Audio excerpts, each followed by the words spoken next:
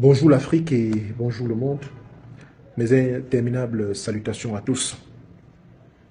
Il y a de cela quelques jours seulement, les agents de renseignement français ont tenu une réunion secrète à Bamako avec un certain nombre d'activistes maliens, au rang desquels participait l'un de nos jeunes frères journalistes maliens, qui nous a rapporté des révélations relativement à cette rencontre qui font état de ce que, effectivement, cette réunion participait à engager des actions qui visent à déstabiliser les autorités maliennes en place à travers un certain nombre d'actions que je préfère pour le moment taire le nom.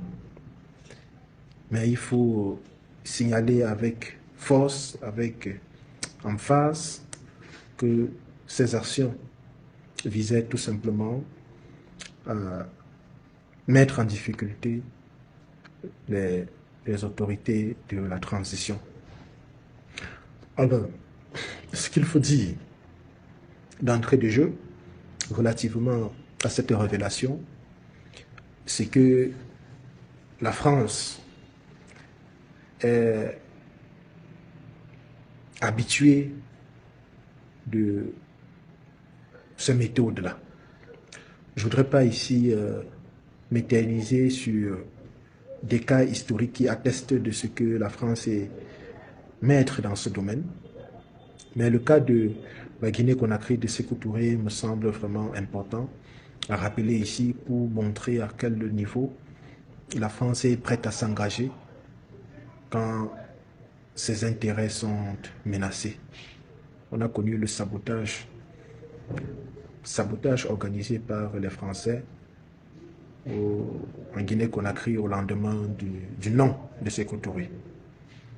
C'est un exemple historique que je révèle, que beaucoup d'entre nous connaissent, que beaucoup d'entre vous certainement connaissent. Et donc, ce qui se passe au Mali n'est pas une première.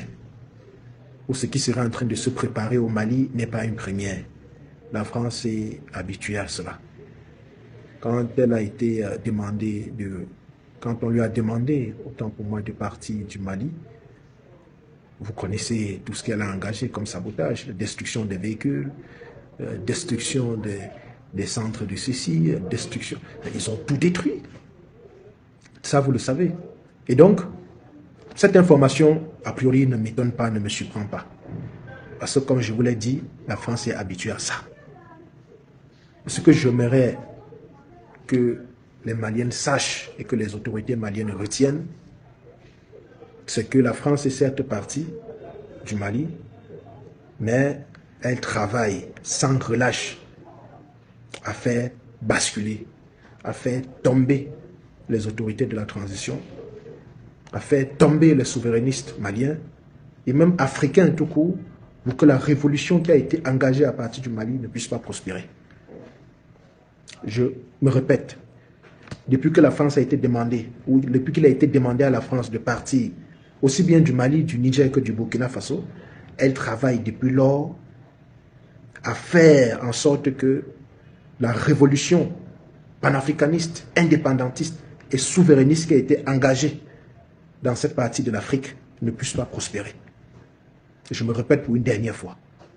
Je dis que depuis que la France a été interpellée, qu'on lui a demandé de partir aussi bien du Mali, du Burkina et du Niger, elle travaille depuis lors sans relâche à ce que les autorités de la transition dans ces pays ne puissent pas prospérer dans leur velléité ou leur volonté de libérer leur nation, d'amener ces nations-là à s'affranchir. Et c'est ce à quoi la France travaille. Raison pour laquelle une information relative au sabotage des actions menées au Mali de main de maître par le colonel Assimi Goïta, personnellement, ne m'impressionne pas. Cela ne m'impressionne pas. Mais je demande tout simplement aux autorités de rester vigilants. Je demande au peuple malien de rester vigilant.